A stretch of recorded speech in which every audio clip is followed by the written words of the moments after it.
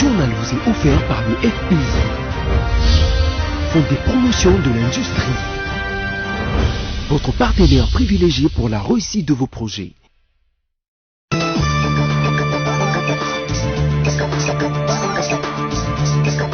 Bienvenue mesdames, messieurs à cette nouvelle session d'information dont voici l'essentiel des titres. Longtemps attendu, la publication du gouvernement n'est plus qu'une question des jours. Un accord a été trouvé entre les deux alliés de la coalition FCC et Cash pour la formation de ces gouvernements. Les deux partis assurent cependant que toutes les dispositions nécessaires ont été prises au cours de cette négociation FCC et Cash. Et puis, aucun cas d'Ebola n'a été détecté dans la ville de Kinshasa. Tel est le démenti porté ce vendredi par le président de la Croix-Rouge de la RDC, Grégoire Matezo Mbuta, réagissant ainsi à une vidéo circulant dans les réseaux sociaux. La Croix-Rouge invite cependant les Kinois à vaquer librement à leurs occupations. Enfin, les Léopards basketball de la RDC passent en finale de l'Afro-CAN Mali 2019. En battant l'Angola sur le score de 84 à 78 en demi-finale, la RDC rencontre le Kenya ce samedi 27 juillet 2019 pour se disputer de la victoire en finale.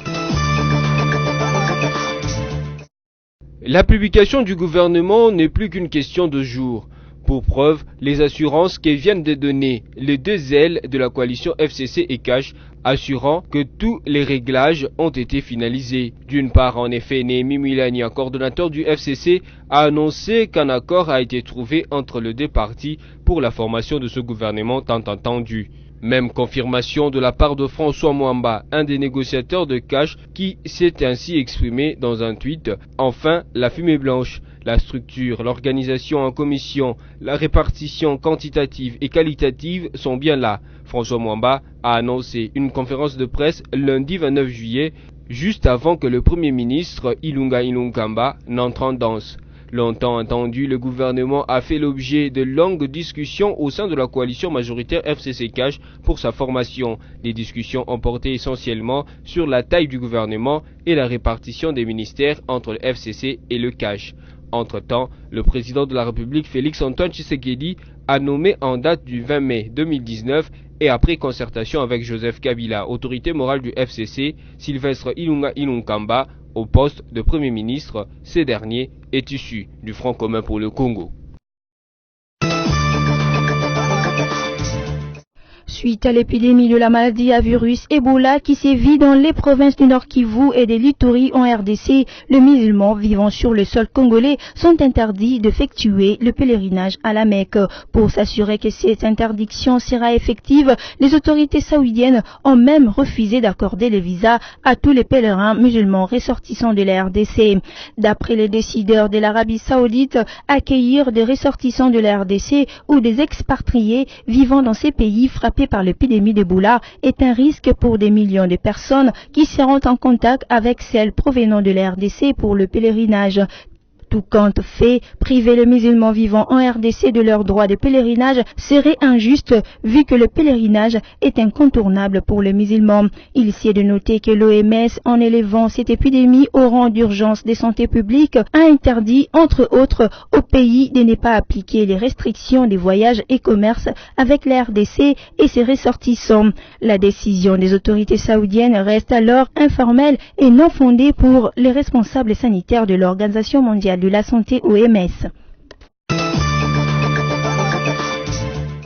Aucun cas d'Ebola n'a été détecté dans la ville de Kinshasa, démenti porté ce vendredi par le président de la Croix-Rouge de la RDC, Grégoire Matezo Mbuta, réagissait ainsi à une vidéo circulant dans les réseaux sociaux et mettant en scène un supposé volontaire de la Croix-Rouge en train d'annoncer cette épidémie dans la ville de Kinshasa, précisément dans la commune de Lingwala, tout en soulignant que la Croix-Rouge n'a pas pour prérogative d'annoncer ou démentir ce genre d'informations. Grégoire Matezo met en garde toute personne qui serait déguisée en volontaire de cette institution humanitaire pour propager de nouvelles mensongères dans le seul but de troubler la quiétude des paisibles citoyens. La Croix-Rouge invite donc les Kinois à vaquer librement à leurs occupations et réitère son appui aux efforts des autorités publiques dans la lutte contre cette épidémie. Cette information a été confirmée par le ministère provincial de la Santé.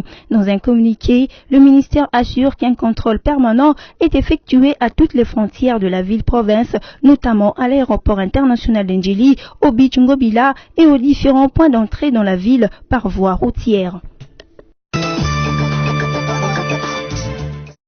La Banque mondiale apporte son soutien à la lutte contre la maladie à virus Ebola qui sévit en RDC en disponibilisant une enveloppe de 300 millions de dollars américains. Ce geste est consécutif à la décision de l'Organisation mondiale de la santé OMS qui a fait de cette épidémie une urgence de santé publique de portée internationale. Le communiqué de l'institution financière précise que ces financements représentent la moitié de besoins prévus dans les 4e plans stratégiques devant être financés par le gouvernement congolais et un consortium de partenaires qui œuvrent dans la lutte contre cette maladie. Signalons que la Banque mondiale s'implique dans les combats contre la maladie à virus Ebola depuis mai 2018. Lancement ce vendredi 26 juillet de la 2e édition de l'initiative 100 jeunes pages d'espoir par son coordonnateur Benjamin Bouyiméré au Pullman Grand Hôtel de Kinshasa. À quoi consiste cette initiative de la jeunesse et quels en sont les objectifs? Benjamin Bouyiméré explique. Être en connivence avec sa communauté, donner son temps avec sa communauté, ça c'est ce qui est la consistance de ce que nous sommes en train de permettre à dater d'aujourd'hui. Alors il se pose qu'il y a beaucoup de jeunes éparpillés sur toute l'étendue du pays qui font des choses excellentes. D'ailleurs la première édition nous a démontré que nous avons des millionnaires, des jeunes millionnaires qui sont dans les différents secteurs. Pas en francs mais en dollars. Mais jamais Forbes parle de ces jeunes gens-là. Rarement nous faisons la promotion de ces jeunes gens-là. Ils sont dans la fourchette jusqu'à 35 ans. C'est excellent qu'à cet âge-là, nous ayons des gens qui ont fait des choses extraordinaires dans leur communauté. Nous avons pu découvrir des jeunes gens qui ont construit des universités parce qu'ils ont vu ça à l'extérieur et ils se sont dit, nous devons faire ça chez nous. Mais on ne les reconnaît pas. On ne sait même pas qu'ils existent. Et pourtant, c'est vrai, ils sont congolais, ils ont dépensé des millions de dollars, ils ont employé beaucoup de jeunes gens, ils ont employé des papa, maman ont envoyé des enfants à l'école, et c'est des manières transformationnelles qui existent et ils sont en train de faire des exploits au niveau de leurs entités. Mais on ne les reconnaît pas. Alors, 100 jeunes pages d'espoir, c'est ça en fait la consistance. Que chaque année nous soyons à même de dégager, de ressortir, de chercher dans l'État 100 meilleurs profils jeunes qui font des choses excellentes dans leur communauté. Le président du Conseil national de la jeunesse, représenté à cette activité, a annoncé la décoration future à travers cette initiative des jeunes leaders ayant distingué lors de la première et la 2e édition. Mesdames et messieurs, en vos titres et qualités, le Conseil national de la jeunesse accompagnera par tous les moyens possibles l'initiative de son jeune page d'espoir. D'année en année, à cette occasion, cette institution de la jeunesse annonce entreprendre avec le son jeune espoir dans les jours à venir de démarches visant à décorer par la chancellerie des ordres nationaux de jeunes leaders et citoyens de moins de 35 ans ayant servi la RDC, ayant écrit des paragraphes dans les livres du développement, du progrès, de la conscience économique, de la démocratie, de la citoyenneté active, du genre. Car, avouons-nous-le, chers amis, c'est plutôt l'État qui doit honorer ses citoyens en premier. C'est donc une interpellation pour le président de la République que nous saluons. Le représentant de la conseillère spéciale du chef de l'État en charge de la jeunesse a encouragé cette initiative. Il les a promis du soutien du chef de l'État, Félix Antoine Tshisekedi, avant de lancer cette 2e édition. D'abord, le thème pour lequel nous sommes ici, c'est la raison du lancement officiel de la 2e édition de 100 jeunes pages d'espoir. Bon, l'importance aujourd'hui, c'est que la présidence de la République, par le biais de la conseillère spéciale du chef de l'État en matière de la jeunesse, Madame Chantal Mlop, a voulu accompagner justement cette structure parce qu'elle croit en la jeunesse. Étant aujourd'hui le porte-parole de la jeunesse, Madame Chantal, il est de son devoir de pouvoir accompagner toute belle et bonne initiative prônée par la jeunesse. Une jeunesse qui est consciente de sa position actuelle et des enjeux à venir. l'accompagnement de la présidence consiste à faire quoi? Écoutez, l'accompagnement de la présidence, c'est d'abord reconnaître qu'il y a des jeunes qui peuvent faire de grandes choses, accomplir de grandes actions qui pourraient toucher l'intérêt national du pays. Alors pour ça, l'accompagnement, il pourrait être de manière financière. Les inscriptions pour cette deuxième édition prendront fin à la fin du mois d'octobre et le 13 décembre 2019, les retenus seront connus et décorés.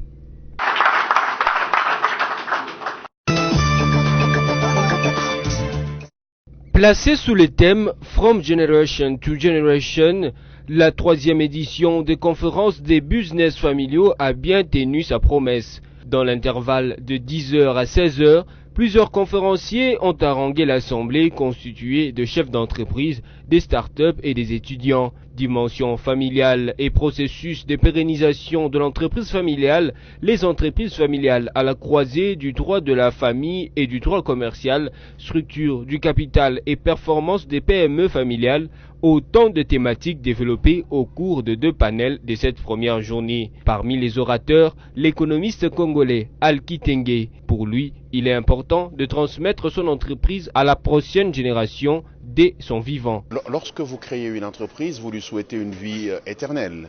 Pourtant, nous savons de manière naturelle que les hommes ne sont pas éternels. Et donc, vous avez 2 choix entre subir le fait que vous dessaisissez de l'œuvre que vous avez créée ou choisir de pouvoir la céder et de manière tout à fait responsable. Et je crois que mon choix a été fait de pouvoir me mettre en retraite et pouvoir donner la capacité de la reprise à des gens qui en ont les compétences. Et je crois simplement que c'est un processus qui devrait inspirer plus d'un. L'entrepreneuriat congolais est, à mon avis, quelque chose d'extrêmement important. Les Congolais devront apprendre à investir aussi bien en famille, mais surtout aussi en coopérative. Regardez les pays anglophones, y compris sur le continent. Leur capacité d'évoluer, c'est de se mettre ensemble pour atteindre la masse critique. La masse critique n'est pas nécessairement que dans votre famille. Oui, vous pouvez travailler en famille, mais il faudra savoir arbitrer et aller au-delà. Pour assurer sa croissance et sa pérennisation en tant que telle, l'entreprise familiale doit être perçue comme une entité véritable distincte des individus. Il s'agissait donc de mettre en évidence les liens entre les biais comportementaux des créateurs d'entreprises, des gestionnaires d'entreprises et les chances de pérenniser une entreprise ou de la voir tomber en faillite. Parce que souvent, certains acteurs qui créent des entreprises ou qui les gèrent confondent la logique de la famille et la logique d'une entreprise. La famille obéit à une logique affective, à une logique émotionnelle, alors qu'une entreprise obéit à une logique de rationalité, de rentabilité, de compétitivité et de profit. Et que donc ces 2 choses doivent être perçues différemment et gérées différemment pour pouvoir pérenniser l'entreprise, mais également évidemment pour pouvoir continuer à pérenniser la famille. Parce qu'une entreprise peut être créée pour subvenir aux besoins de la famille. Mais il ne faudrait pas que la famille impacte davantage sur l'organisation d'une entreprise jusqu'à mettre en danger la vie des personnes qui travaillent dans une entreprise. Parce que parfois, ceux qui travaillent dans une entreprise ne sont pas forcément membres de la famille. Et de ce point de vue-là, les membres de la famille ne doivent pas trop impacter sur la gestion de l'entreprise, de telle sorte qu'ils impactent même sur la vie des travailleurs et faire en sorte que la rentabilité des travailleurs soit faible et que l'entreprise puisse disparaître. En rappel, la Family Business Conference est une rencontre organisée chaque année depuis 2 ans à Lubumbashi, en République démocratique du Congo, autour des questions liées principalement au business des entreprises familiales. L'écrivain et journaliste français Pierre Péan est décédé jeudi soir à l'âge de 81 ans. Originaire de la Sarthe, il fut connu déjà dans les années 70 comme un spécialiste de l'Afrique avec son premier best-seller Affaires africaines. Cette publication a marqué les débuts de sa carrière de journaliste d'investigation. Elle portait en effet sur l'affaire des diamants offerts par le dictateur centrafricain Bokassa à Valéry Giscard d'Estaing. Ces enquêtes et publications ont jeté la lumière sur plusieurs événements et personnages, comme une enquête sur les fonctionnements du quotidien Le Monde, ou encore un travail sur la vie tumultueuse de Bernard Kouchner. Dans les années 90, cependant, Pierre Péan soulève une controverse avec son livre intitulé « Noir fureur, blanc menteur » Rwanda 1990-1994, dans lequel il prend la défense du gouvernement français, accusé d'avoir participé au génocide contre les Tutsis. Collaborateur à de nombreux journaux tels que Libération, Le Canard enchaîné, Actuel, il n'a jamais voulu s'enfermer dans un titre pour garder sa liberté de jugement ou pour ne pas être prisonnier de la tyrannie de la vitesse. Ces dernières années, il s'est préoccupé de la dérive des médias avec ce qu'il appelait le pilori de l'instantané. Pierre Péon est décédé des suites d'une maladie à l'hôpital d'Argenteuil, dans Val d'Oise selon son fils, l'écrivain Jean Grégor, avec qui il avait rédigé son dernier livre, Comme il le vivait, une enquête sur les génocides méconnus des Juifs de Lituanie. Les Léopards basketball de la RDC se sont qualifiés ce jeudi 25 juillet en battant l'Angola sur le score de 84-78 en demi-finale de la FOCAN Mali 2019. Cette victoire hisse la RDC en finale où elle rencontre le Kenya ce samedi 27 juillet en match de retrouvailles pour les deux sélections car la RDC avait eu raison du Kenya sur la marque de 82-65 tout au début de cette première édition de la FOCAN. S'il y a satisfaction du côté des Léopards basketball, il n'en est pas le cas pour les Léopards foot. La raison, les reclus enregistrés dans les classements FIFA publiés ce jeudi 25 juillet 2019, conséquence attendue de la débâcle à la CAN Égypte 2019. Au regard de ces classements, la République démocratique du Congo occupe la 56e place sur le plan mondial et se retrouve à la 9e position sur le plan africain.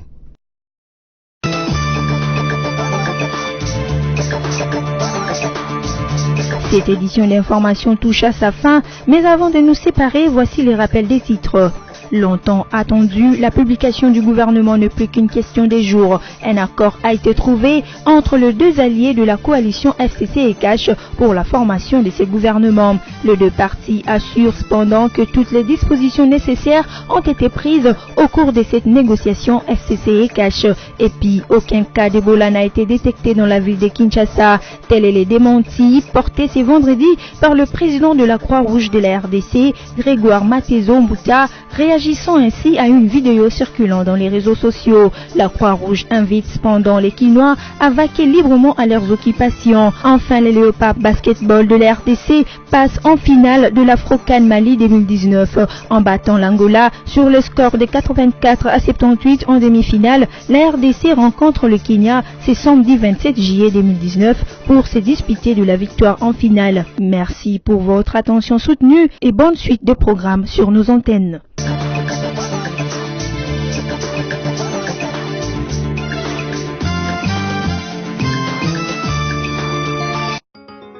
Merci de votre fidélité à BSC TV. Mesdames et messieurs, c'est l'heure de lire la presse en ligne. Commençons par Forum des As qui écrit « Lutte contre la corruption, Ilunga Ilunkamba sur la même ligne que Fachi ». Le Premier ministre a été visiter l'Observatoire congolais d'éthique professionnelle. Cette descente survient près de 2 semaines après la cérémonie commémorative de la première journée africaine des luttes contre la corruption que le chef de l'État avait présidé le 12 juillet dernier à Kimpeski Hotel. À cette occasion, le président de la République Félix-Antoine Tshisekedi Tshilombo avait annoncé une série de mesures qu'il comptait prendre dans un proche avenir pour lutter efficacement contre la corruption sous ses différentes formes en RDC. Sur la même ligne que le chef de l'État, le Premier ministre a commencé par visiter l'Observatoire congolais d'éthique professionnelle. C'était au cours de sa première visite de travail dans les locaux de l'Observatoire congolais d'éthique professionnelle, OCEP en sigle, reçu par le directeur de cabinet du ministre de la fonction publique, Maître Landou, et par le directeur général de l'OCEP, le professeur Saint-Augustin Mwandembali. Le Premier ministre s'est imprégné de toutes les réalités de la lutte contre la corruption. Pour le chef du gouvernement, la lutte contre la corruption est un élément essentiel pour maximiser les recettes publiques et pour redonner à l'administration publique son rôle central d'appui au fonctionnement optimal de l'État. Poursuivons cette revue de presse avec actualité.cd qui renseigne RDC, dernier réglage en cours, la réunion du présidium de l'Abouka maintenue pour le 29 juillet.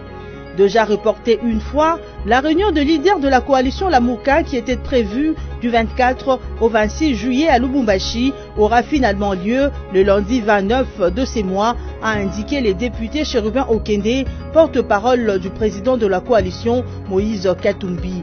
Les bruits faisant état d'un troisième report de la réunion de Lubumbashi relèvent d'une rumeur car elle aura bel et bien lieu le 29 juillet jusqu'à preuve de contraire, a déclaré Chérubin Okende pendant qu'il prenait part à une réunion de travail de la cellule mise en place pour préparer le dossier politique de la coalition Lamuka.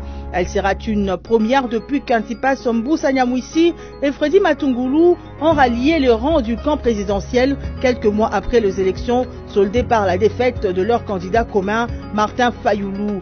Seuls Katumbi, Jean-Pierre Bemba, Adolphe Muzito et Martin Fayoulou sont restés dans Lamuka. Dans cette réunion décisive, il sera question de faire l'évaluation de la situation politique et de discuter notamment du calendrier des activités.